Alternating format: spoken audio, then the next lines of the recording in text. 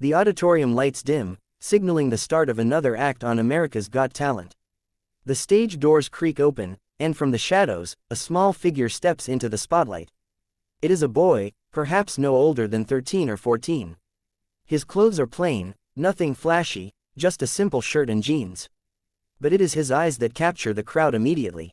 They are wide, nervous, almost trembling with fear, but beneath that fear lies something else, an unshakable determination. He walks toward the center of the stage, each step heavy with the weight of his past. The silence is deafening. Thousands of people stare at him, waiting.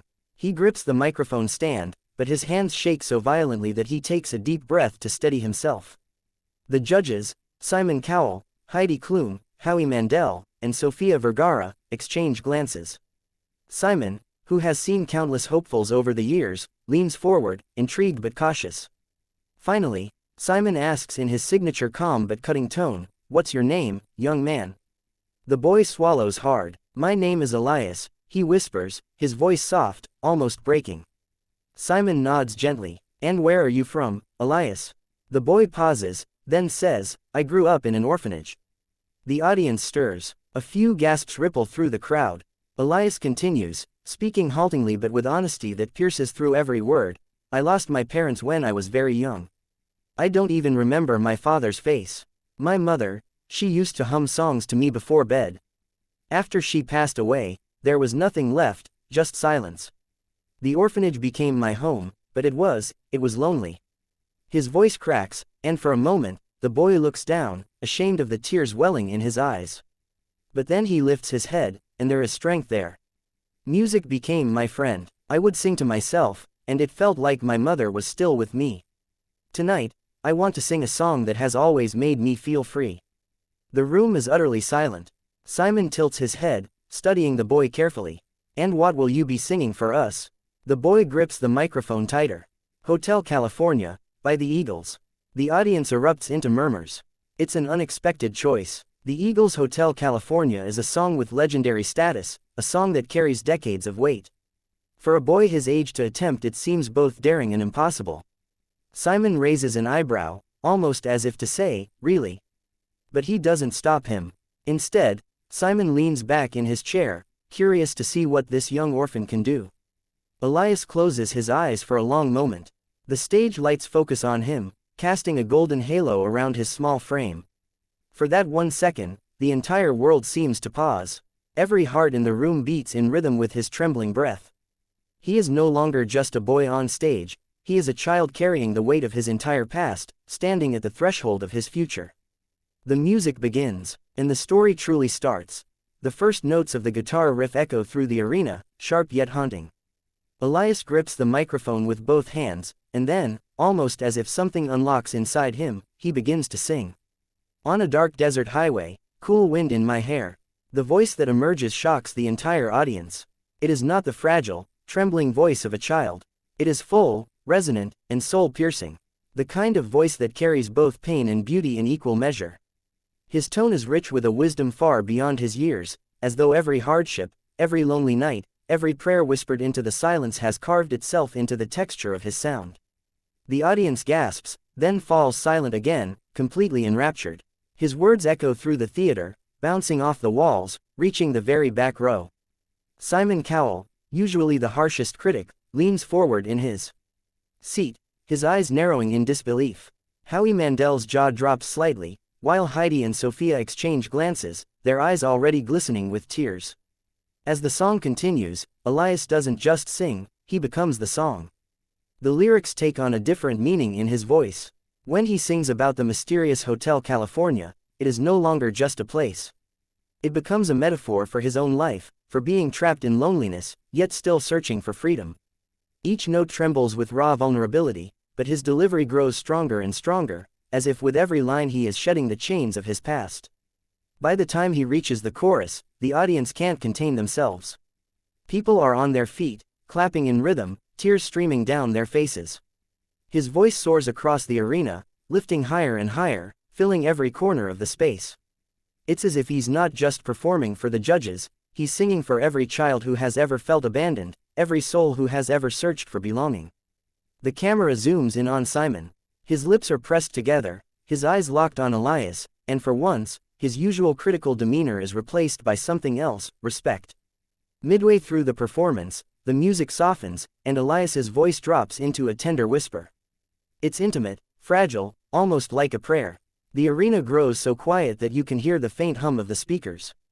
In that silence, Elias's pain bleeds into every word. Mothers in the audience clutch their children closer.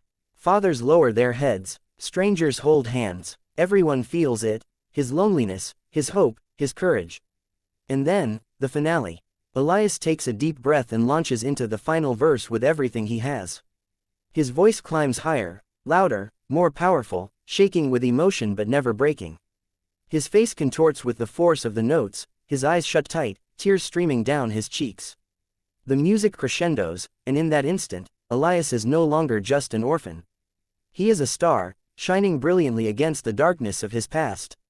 The final note lingers in the air, a trembling echo that refuses to fade.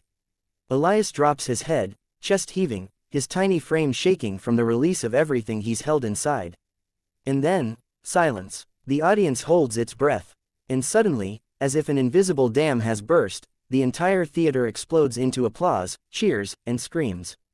People leap to their feet, clapping wildly. Some are crying, some are shouting, but all are united in awe. The camera pans across the audience, people waving their arms, chanting his name. The judges stand in ovation. Simon slowly rises, clapping with a smile so rare, so genuine, that even he cannot hide it. Elias looks out at the ocean of people, tears still streaming down his face. For the first time in his life, the applause is for him. For who he is, for what he can do. Not because anyone feels sorry for him, but because he is extraordinary. The thunderous applause doesn't stop. It goes on, echoing across the theater. Elias stands frozen in the center of the stage, overwhelmed, his tiny chest rising and falling as he tries to catch his breath. He wipes his tears with the back of his hand, still holding the microphone, as though afraid to let go of this moment. The judges exchange looks. Howie claps his hands together, grinning widely. Sophia shakes her head, wiping away her tears, speechless. Heidi leans forward, her eyes shining.